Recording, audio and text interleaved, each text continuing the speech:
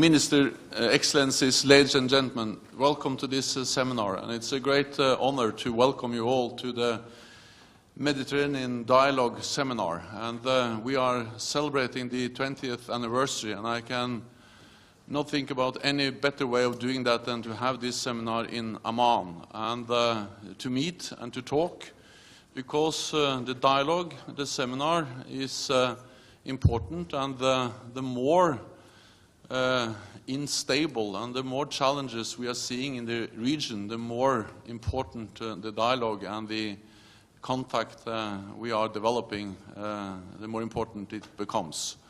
So this seminar takes place at a very timely. It's very timely that it takes place now, and that we are able to meet together in Amman. We will start by two excellent keynote addresses, one by the Minister and one by me, and then we proceed with some introductions, and then we will have an open debate. So now I start by give the floor to you, Minister, and we look forward to listen to your keynote address. Welcome, and please, you have the floor. Thank you very much, Secretary General. I thought it was only one excellent keynote address, mine. But it's a great honor, Your Excellency, to have you here, and on behalf of General Zeben, the Chief of Staff, and on behalf of all of the Jordanian participants here, please allow me to say that it's a great pleasure to extend to you a very warm welcome in the Hashemite Kingdom of Jordan, and to express our gratitude to you, Secretary General, and to NATO for choosing Jordan to convene this seminar to celebrate the 20th anniversary of the Mediterranean Dialogue, which marks yet another milestone that characterizes our individual partnership and cooperation program, IPCP, with NATO. Jordan's partnership with NATO has always been a top priority, and enhancing relations remains a primary focus at all levels, especially political and military. And these are the directives of His Majesty King Abdullah II, who is personally involved in many NATO activities and events, and follows up on this file very, very keenly. Jordan strongly believes in its partnership with NATO, and this is reflected through our involvement in many of NATO's operations and activities. In cooperation with NATO, Jordan played active roles in Libya, in the Balkans, Kosovo, Afghanistan, where Jordan was among the top contributors to the NATO ISAF mission. We have also managed to further enhance our bilateral partnership with this august organization. We have already successfully completed 2 trust funds in the area of demining, and a 3rd fund on women, peace and security has been launched. Being the first MD country to join the Operation Capability Concept, OCC, and Partnership and Review Process, PARP, programs, Jordan has also progressed with NATO on interoperability. Most recently, we have positively responded to the initiative and invitation by heads of state and heads of government of the member states of NATO during the Wales summit, where His Majesty the King participated very actively. And the idea was to join the Enhanced Opportunity Partners Group and the Defense Capacity Building. We are now classified as one of the most advanced partners with NATO. And since we decided to join the Mediterranean Dialogue Forum in 1995, we have worked closely with partners and allies to strengthen our multilateral partnership aimed at enhancing mutual understanding and positively contributing towards long-term stability in our region and the world at large. For Jordan, this is a strategic partnership which we will continue to maintain and further develop. Secretary General, Your Excellencies, ladies and gentlemen, it is extremely important for all of us to have such a distinguished representation, all the ambassadors who have come to Jordan today on this day of good weather. When it rains here, we say it's good weather. But today we celebrate the 20th anniversary of this forum of cooperation, and we need to seize the opportunity to renew our commitment towards this partnership and work together to find new mechanisms and be creative to further boost the cooperation elements and substance of this forum. This necessarily entails thorough engagement in open and constructive discussions on the state of play and the future of the Mediterranean dialogue. Today's meeting will review the achievements of the Mediterranean dialogue over the last 20 years and examine future prospects. This must inevitably take into account the ongoing developments and common challenges that international peace and security are facing in this part of the world and beyond today. Thus, we need to re-identify our current needs and challenges individually and collectively. Our meeting today in Amman is a stone's throw away from the burning conflicts and the turbulence that this region is facing, all of which threaten the security not just of the region but the entire world. The ongoing conflict in Syria and the absence of a political solution there has ignited sectarian tensions and led to the growth and spread of radical ideologies which have spilled into Iraq and beyond. And today we have a terrorist organization that calls itself the Islamic State, and like I said to many of you, it is neither. It is neither Islamic nor is it a state. And it happens, unfortunately, to control vast areas in both Syria and Iraq. This is a serious and immediate threat to Jordan, to the region, and to the world. And as His Majesty said very clearly last September at the NATO summit in Wales, we need to address this challenge on the ground immediately and counter this ideology and the destructive and distorted ideas that target all Muslims and the moderate, centrist and tolerant message that Islam represents. But let me just on this point say what I have been saying, echoing His Majesty's words, that these extremists try to put us all on the defensive by making us having to justify that we are moderates or to emphasize the fact that we are moderates. And this is not correct. Islam, by definition, is a religion of moderation, tolerance, centrism, and mutual acceptance. So we don't know what the other people are. We know what true Muslims are. And we do not have to add the word moderate when we talk about Islam. Islam, by definition, is moderate. Jordan is at the forefront of these efforts to combat this ideology. We are fully aware that the fight against terrorism and extremism is a long, multi-phased fight which entails not only the military and security aspects, military being the immediate action required, security being the medium term, but probably equally, if not more importantly, a long-term ideological fight. In this context, we have launched a number of global interfaith and interreligious and intra-religious initiatives that aim at promoting coexistence and harmony. We have launched a national strategy and educational programs to counter radical ideology and raise awareness among the youth in schools and places of worship, most particularly. We will continue to work together with global leaders and relevant institutions against these falsehoods and these divisive actions and the extremist ideology that threatens, like I said, not just our countries, but our region and the world.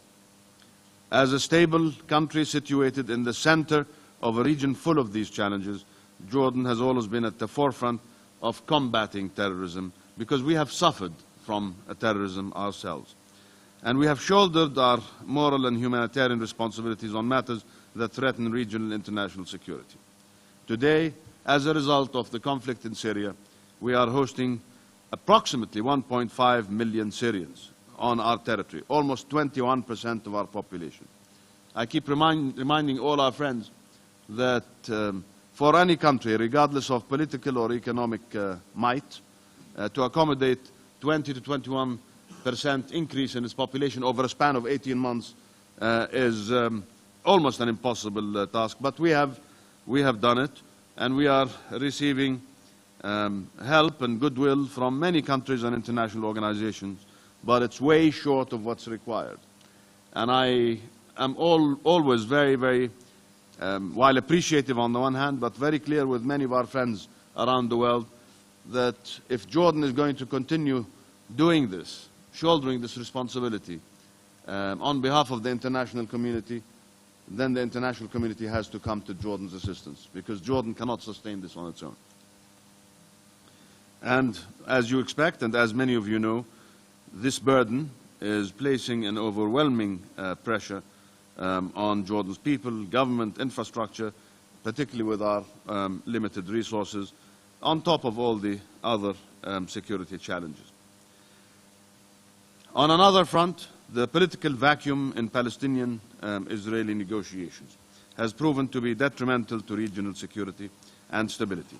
And the third Gaza war this last summer has demonstrated that despite progress achieved in an unprecedented U.S. effort that ended last spring, a political vacuum will always lead to military confrontation, which in turn leads to another political vacuum. And this is exactly what we have seen time and time again, and this is exactly what we have seen this last summer. And it remains, as we say, the cornerstone of our foreign policy to say that the solution to the Palestinian-Israeli conflict will bring about much of the stability and the security that is needed in this region, as we still believe, in spite of everything that's happening in our region and beyond, that this is the root cause of much of this instability. And the right of the Palestinians to statehood, sovereignty, integrity, and a decent life cannot be denied, but also the right of all the states in the region to enjoy security and stability and potential prosperity. These drastic changes in our part of the world require NATO, along with other internationally active players, to act collectively and immediately and look for humanitarian security measures to create durable and lasting solutions for today's crises and provide new opportunities for dialogue, reconciliation, prosperity, and peace. Furthermore, in order to cope with these newly emerging variables, we, as NATO partners, need to see full-fledged, updated NATO strategies to cooperate with southern neighbors. And this approach should allow for the MD partners to fully incorporate their current needs and demands. In this context, I highly commend the discussions held in the recent Political Advisory Group, MD-PAG, meeting in Athens and its conclusions. I think such meetings will help pave the ground to direct today's discussions towards the productive path we all aspire for. And I hope that by the third session of today's seminar, Future Prospects, we will have reached some conclusions and recommendations to this end.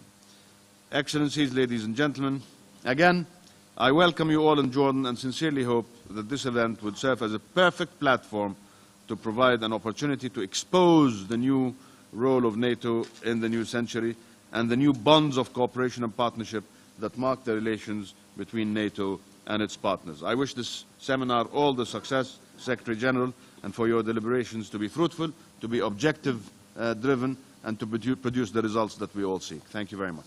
Thank you so much, Minister Nasser Youda, for your very informative keynote address and the way you updated us on the challenges we are facing in the region. And I think also that your address very much reminded us of why this dialogue, the Mediterranean dialogue, is so important, that we continue to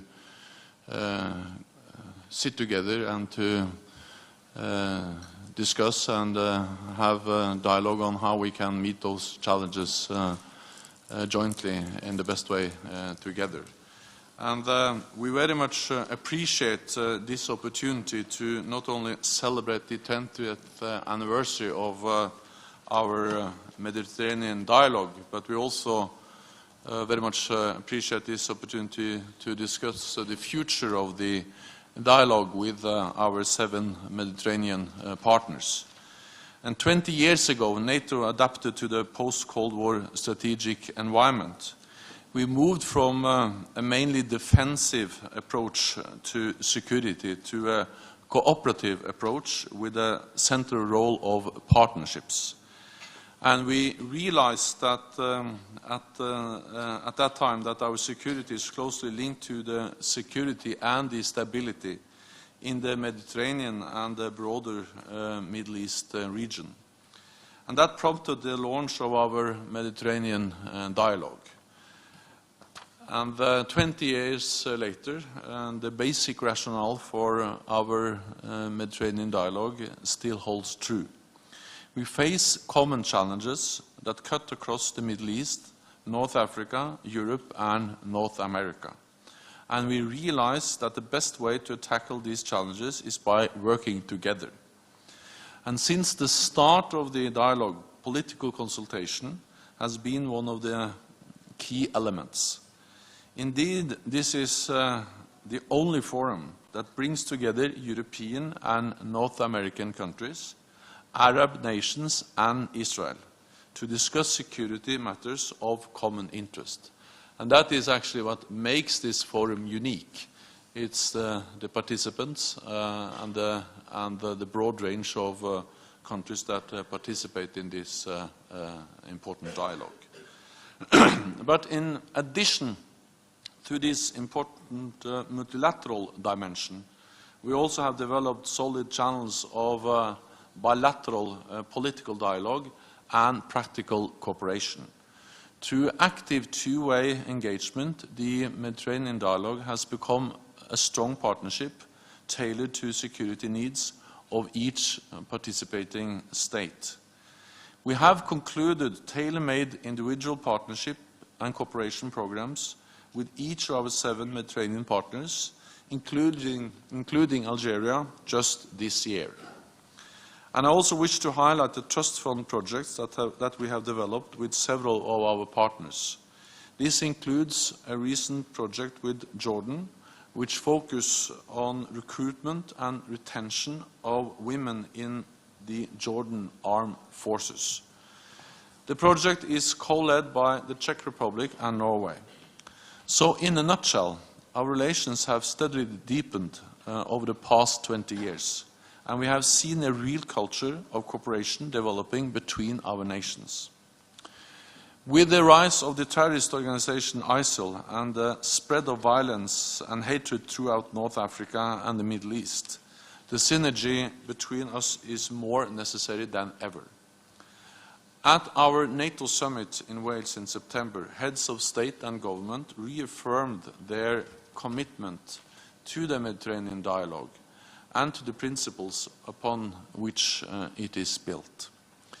I see considerable scope for us to deepen our cooperation and particular potential in 3 areas. First, we want to help our Mediterranean partners to develop their own defense capacity. NATO has a wealth of experience and expertise that can help you to modernize your defense and security sectors, and to become better able to project stability and security in your regions. Just last week, we agreed a tailored defense capacity building package for Jordan, but we are also ready to consider requests for similar assistance from other interested nations. Second, we must continue to strengthen the ability of our military forces to work together and to meet common challenges together. 3 years ago, as you mentioned, Minister, during our NATO-led operation to protect the people of Libya, both Jordan and Morocco made important military contributions. This was not down to good luck or coincidence. It was the result of years of military-to-military cooperation between our nations. We must continue to strengthen those vital connections between our forces and to invest in their ability to work together. And finally, we must continue to deepen our political consultations. Bilateral contacts between NATO and each of our Mediterranean dialogue partners individually will remain important to give us a better understanding of your particular concerns and how we can help to address them. But we also want to strengthen our multilateral consultations, because that will help us all to deepen our understanding of the key security challenges of this region, and to have better conceptual basis for any practical work that we might undertake together. We can all be very proud of the achievements of our Mediterranean dialogue over the past 20 years. We have deepened our political dialogue, and we have stepped up our practical cooperation.